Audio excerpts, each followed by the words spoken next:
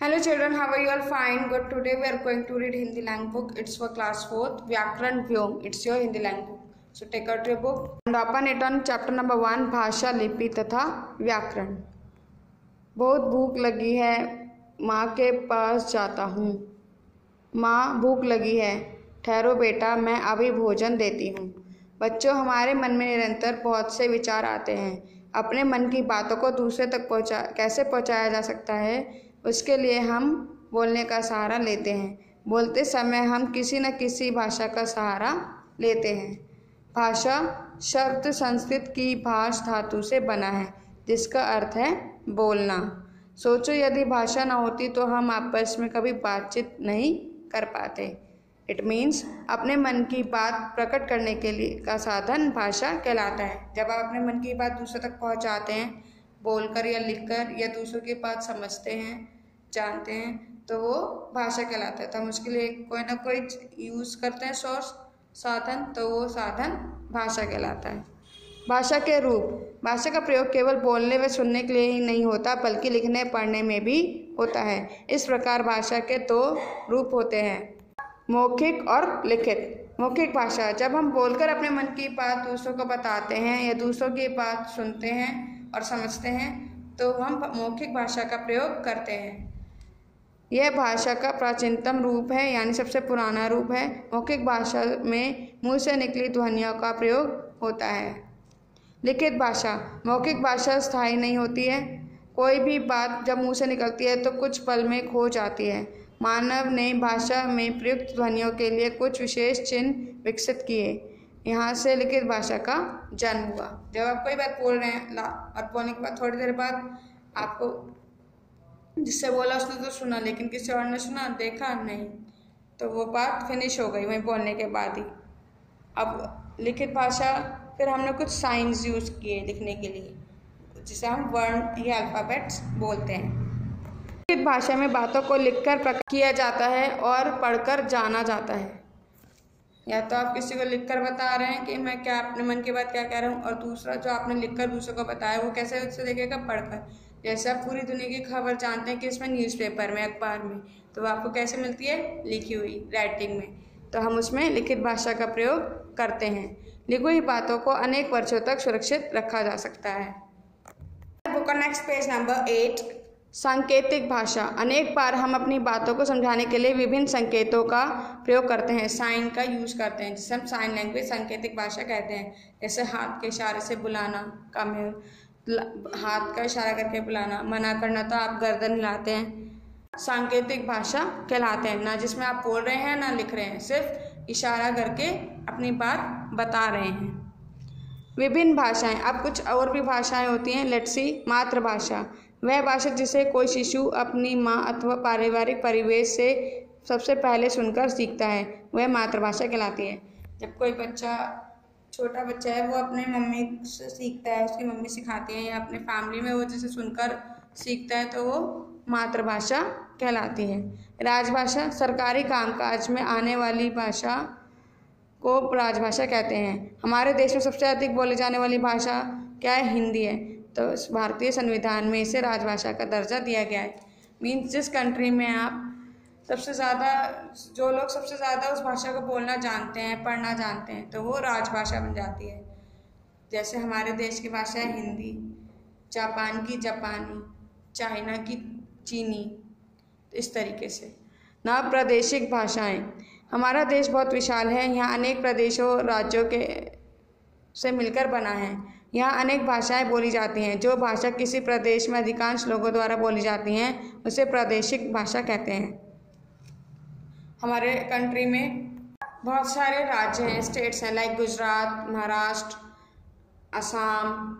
तो गुजरात में कौन सी बोली जाती है, गुजराती, महाराष्ट्र में मराठी और असम में असमी। तो तीनों लैंग्वेज क्या कहलाई, राज्य प्रादेशिक भाषाएं, जो उस प्रदेश में, राज्य में बोली जाती हैं। Come to next page number 9। कुछ प्रमुख राज्यों और उनकी भाषाओं के नाम पढ़िए। आपको यहाँ कुछ राज्य के नेम्स दिए हैं और उसमें बोली जाने वाली भाषाओं के नेम दिए हैं। So read it and learn it also. Now come to next topic, बोली। बोली एक सीमित क्षेत्र में ही बोली और समझी जाती है, यह कुछ ही किलोमीटर बाद बदल जाती है। हमारे देश में अलग अलग राज्यों में अलग अलग बोलियां बोली जाती हैं। बोली जहाँ बहुत ही शॉर्ट एरिया में बोली जाती है, बहुत ही छोटे एरिया क्षेत्र में। लाइक अयोध्या में कौन सी लैंग्वेज चलती है? अवधी। तो वो सिर्फ अयोध्या में ही चलती है, तो उसे हम कहेंगे बोली। ओके, नाउ कम टू विदेशी भाषा। इस संसार में अनेक देश हैं। विभिन्न देशों में भाषाएं भी भिन्न भिन्न बोली जाती हैं। हर एक कंट्री की अपनी एक भाषा होती है। लाइक इंग्लैंड में अंग्रेज़ी, चीन में चीनी, जापान में जापानी, रूस में रूसी, फ्रांस में फ्रेंच आदि। ये सभी भाषाएं विदेशी हैं जो दूसरे देशों में बोली जाती हैं। अंग्रेजी भाषा सबसे अधिक देशों में बोली व समझी जाती है, इसलिए इसे अंतर्राष्ट्रीय भाषा कहते हैं। इंग्लिश जो है वो इंग्लैंड की जगह और देशों में भी बोली जाती है, तो हम इसे इंटरनेशनल लैंग्वेज, अंतर्राष्ट्रीय भाषा कहते हैं। नाउ कम टू लिपि। किसी बात को कहते समय मुख से निकली ध्वनियों को लिखने के लिए कुछ विशेष चिन्हों को निर्धारित किया गया है। इन चिन्हों को लिपि कहते हैं। अब आप बोलते समय तो उसके साउंड मुंह से निकाल लेंगे, तो बोलते समय तो आपको बात समझ में आ गई, लेकिन लिखने के लिए जब आप अपनी बात लिखकर बताना चाहते हैं तो उसके लिए आपको कुछ साइन चाहिए, चिन्ह चाहिए, तो उन चिन्हों को हम लिपि कहते हैं और उन्हें नेम दिया गया है। जैसे आप हिंदी और संस्कृत लैंग्वेज किस में लिखते हैं? देवनागरी में। उर्दू और अरबी फारसी में। अंग्रेज़ी और फ्रेंच रोमन। पंजाबी गुरुमुखी में। नाउ व्याकरण। जी रहते चाचा दिल्ली मेरे में हैं। अब ये वर्ड्स जो हैं उल्टे सीधे हो गए, तो ये वाक्य बना है प्रॉपर तरीके से? नहीं, क्योंकि हमें इसका मीनिंग ही समझ में नहीं आ रहा है। बच्चों, क्या आपको यह वाक्य पढ़कर कुछ समझ में आया? अब यह वाक्य इस तरीके से पढ़िए, मेरे चाचा जी दिल्ली में रहते हैं। तो अब किसकी बात हो रही है? चाचा की। वो कहाँ रहते हैं? दिल्ली में रहते हैं। तो अब मीनिंग समझ में आया ना? पहले तो नहीं समझ में आया था, क्योंकि शब्द है वो अपनी प्लेस पर, जगह पर नहीं थे। आपने देखा कि शब्दों को सही क्रम में रखने पर वाक्य का अर्थ समझ में आता है कि वो क्या कहना चाह रहा है। प्रत्येक भाषा में शब्दों तथा वाक्यों को शुद्ध रूप में बोलने, लिखने व पढ़ने में कुछ नियम होते हैं, कुछ रूल्स होते हैं, जिससे हम उसे सही तरीके से लिख सकें, पढ़ सकें और बोल सकें। जब तक हम उसे सही तरीके से बोलेंगे, लिखेंगे नहीं, तो हमें कुछ भी समझ में नहीं आएगा, ना आपकी बात दूसरों को समझ में आएगी। व्याकरण द्वारा हम इन्हीं नियमों की जानकारी मिलती है, अतः भाषा के नियमों का ज्ञान देने वाला शास्त्र व्याकरण कहलाता है। तो हमें वो नियम कहाँ से पता लगते हैं? व्याकरण से, ग्रामर से।